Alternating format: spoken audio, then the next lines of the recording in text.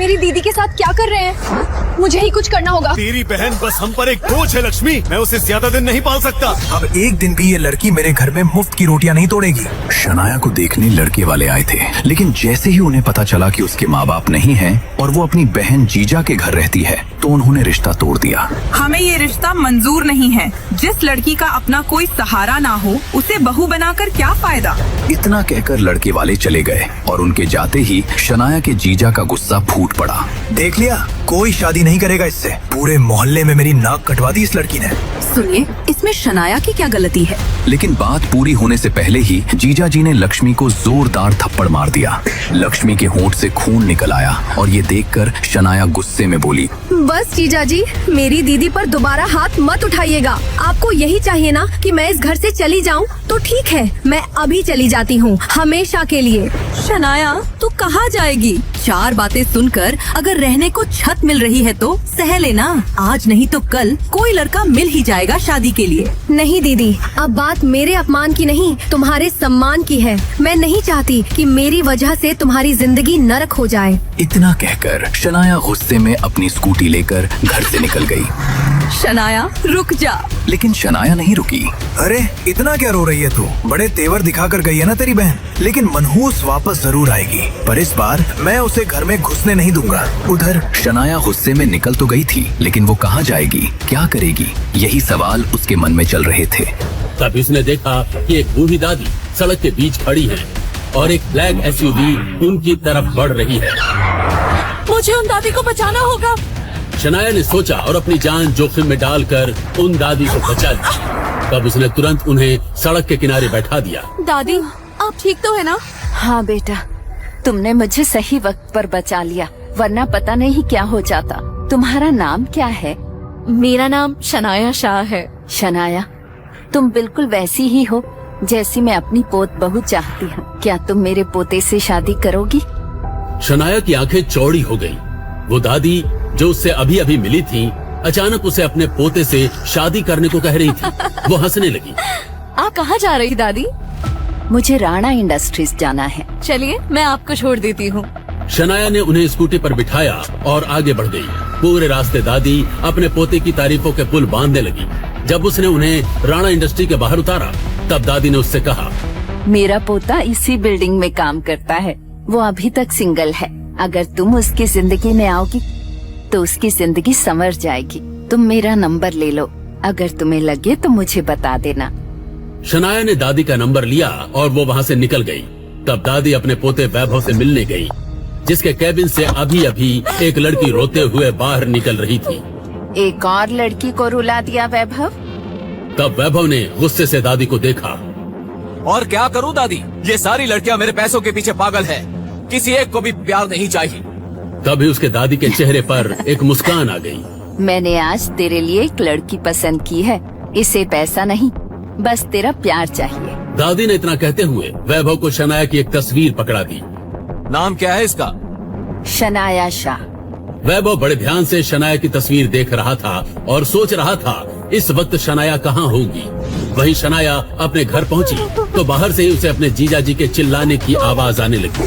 शुभम, तुम मेरे पति हो, इसका मतलब ये नहीं कि मेरी बहन के बारे में कुछ भी बोलोगे। बोलूंगा, और अब तो सीधा करके दिखाऊंगा। तुम्हारी बहन शनाया। शुभम ने इसके आगे एक ऐसी बात कही कि जिसे सुनकर शनाया की आंखें नम हो गईं। उसने रोते हुए अपने मुंह पर हाथ रख लिया। मैं चली जाऊंगी यहाँ से बहुत दूर, अपनी दीदी की जिंदगी से बहुत दूर।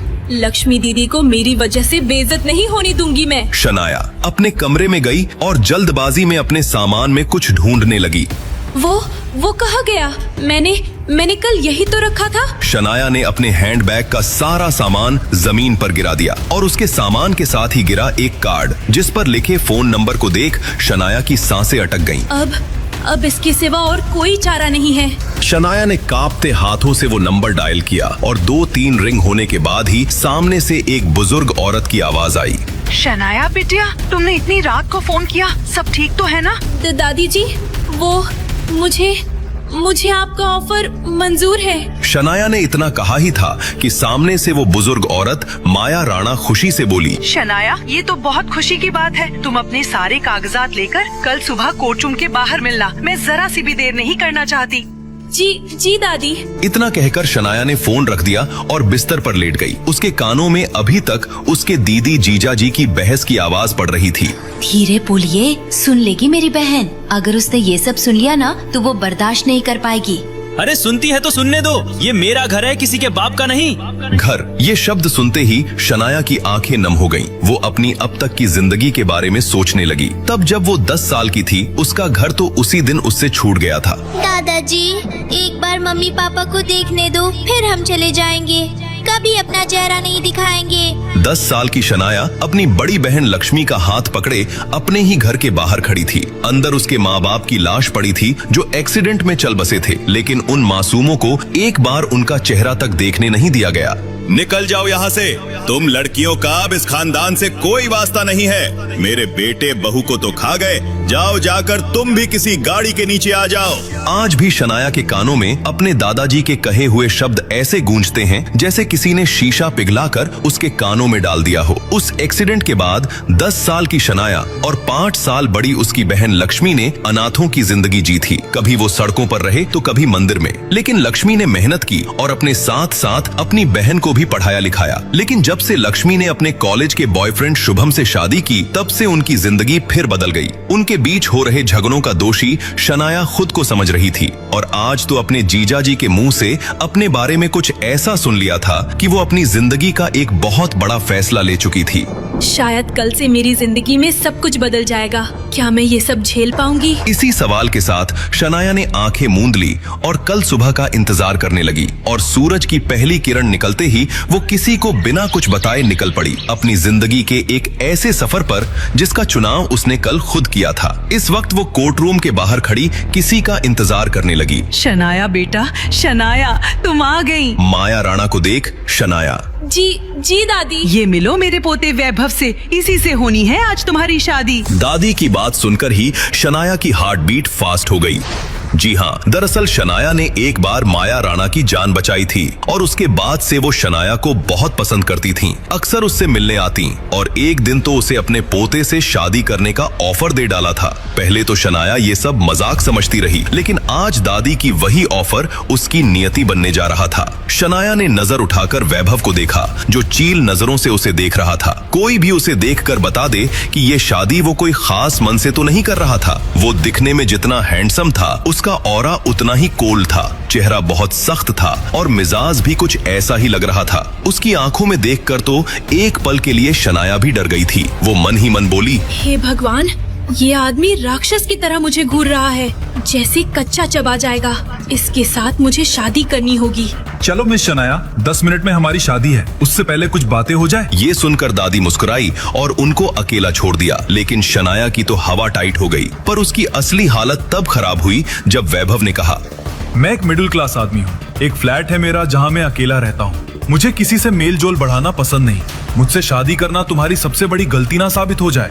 वक्त है, सोच लो फिर से। शनाया क्या ही सोचती, उसने बहुत ही सोच समझकर ये फैसला लिया था जिससे वो पीछे बिल्कुल नहीं हटने वाली थी। मिस्टर राणा, मैं शनाया शाह। मेरी एक हैंडक्राफ्ट और किताबों की दुकान है। मेरी भी इस शादी से कुछ खास उम्मीदें नहीं है, तो आपको चिंता करने की कोई जरूरत नहीं है। शनाया के जवाब को पाकर वैभव उसे गुस्से में घूरने लगा। उसे उससे इस जवाब की उम्मीद नहीं थी। फिर अगले 10 मिनट में ही शनाया कोर्ट रूम से वैभव के साथ बाहर निकली और अब पेपर्स में उसका नाम शनाया वैभव राणा हो गया था। वो वैभव की पत्नी और दादी की बहू बन चुकी थी। शादी को अभी हुए 1 मिनट ही हुआ होगा कि वैभव बोला, मैं निकलता हूँ, ऑफिस में एक जरूरी मीटिंग है। मैंने अपने फ्लैट का पता तुम्हें भेज दिया है, तुम टैक्सी करके आ जाना। वैभव जाकर अपनी गाड़ी में बैठ गया, लेकिन दादी गुस्से में उसके पीछे गईं। ये क्या तमीज है वैभव? यही संस्कार दिए हैं हमने तुम्हें, और तुमने उससे अपना सच क्यों छिपाया? दरअसल वैभव राणा कोई आम आदमी या मिडिल क्लास मैन नहीं था। वो राणा इंडस्ट्रीज का मालिक, टॉप बिजनेसमैन था जो अरबों की संपत्ति का मालिक था। लेकिन शनाया के सामने उसने खुद को अलग तरफ से इंट्रोड्यूस किया। यहाँ तक कि उसके सामने तो वो गाड़ी भी सस्ती से लेकर आया था। दादी, आपने शादी करने की जिद की और मैंने कर ली,